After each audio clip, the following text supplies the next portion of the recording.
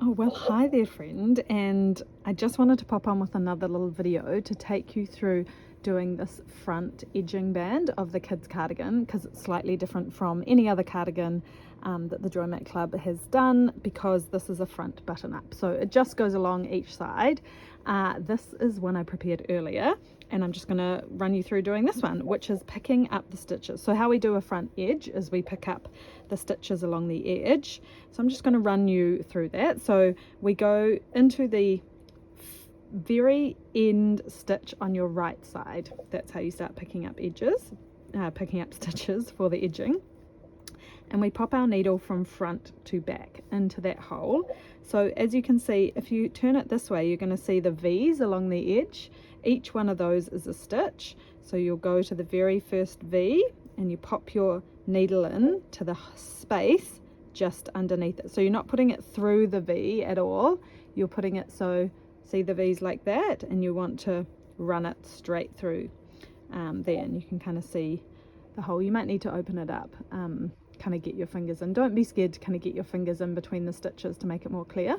Okay, so you go front to back, and then you grab some of your yarn, grab a yarn end, and you just wrap it over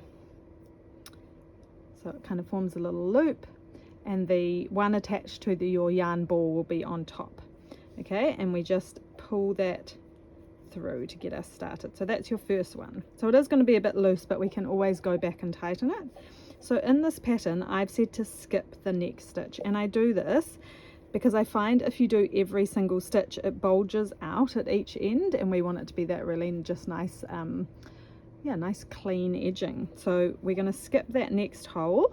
See that there? And we're going to go into the third hole. So we put our needle from front to back, and then we loop as if we're knitting, but just so kind of loop from back to front, from back right, back left, and over, kind of a lasso, and you're going to pull it through. So we just skip that one stitch, and then we do every other stitch until we come to the second to last stitch, which we'll skip as well. So we skip the second stitch, or second hole, and second to last hole. Okay, so we go from front to back, we loop around and pull through. So we're going to do that down the whole edging, and I just want to, so this is our rib stitch to start, so these holes are going to be a bit more obvious. So I just do want to take you through where we're starting to get into this textured bit, because the holes are not so obvious because we're alternating between knit and purl stitches. So you just really have to kind of get your finger in and try and align it. We'll see on the edge there, that's your knit stitches, but then those are two purl stitches. So it's a bit trickier. So we're going to try and get into every hole, through from the front, loop and pull through from the front, loop and pull through. And now we've got, that one's kind of obvious there, into that hole, pull to the front, loop and pull through. See, that one's a bit less obvious, it's in between two purls, but you just really have to get your finger in there and go, and you just keep kind of going down the whole edge with this. So I'm just going to do it a bit faster now to get through, so you don't have to watch me amble along, just because they want to just show you what it looks like to turn it and start on the ribbing. And we want an even number because we're doing a nice rib stitch, which works better with even numbers. So kind of keep pulling your needle through every hole you find, front to back, down we go. La, la, la, la, la. Okay, and just keep smooching it along your needle as you go to kind of make some space for the next one. Finding every hole. I will do a count soon, but I don't want to bore you by counting 50 million times, which I have been known to do. Sorry about that.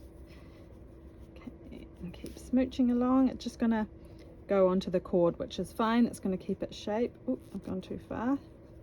Still want to get every hole. And some might seem bigger than others. It doesn't really matter. It's not going to be gapey or anything. So we're coming to the second to last hole, which is the one we're going to skip. And I'm going to count now just to make sure.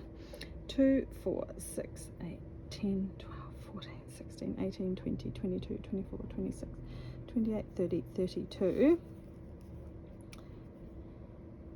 Okay, so I've done one hole too many, because there's this one I'm going to skip. There's the hole I'm going to skip. And up the top one, you really want to make sure you get into this very final hole right by the knot.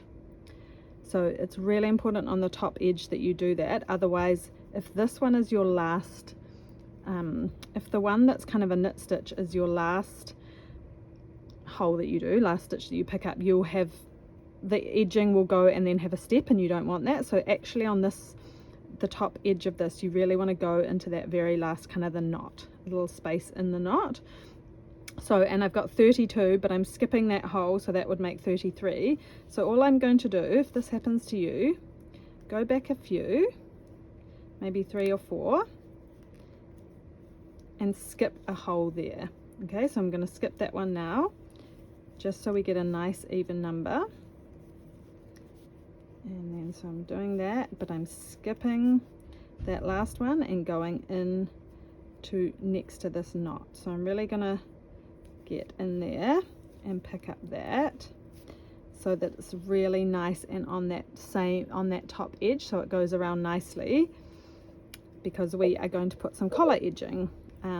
Okay, so once you've picked up your stitches, how we're going to start actually doing your rib stitch knitting, we're knitting flat again on these circular needles. So we just, flip it over, and then we start with a knit stitch. So we're going to go in here and knit stitch, and we're doing a rib, so go knit and then purl, and we go all the way down, flip it over, come back, and this, for this particular pattern, we're going to do 3 rows of the rib stitch, then we're going to cast off and rib stitch. So when you look at it at the end, which I'll show you here, it will look like 1, 2, 3, 4 little V's, because the last cast off row you're still doing your rib stitch. So hopefully that has helped and you're not left out in the dark with that one.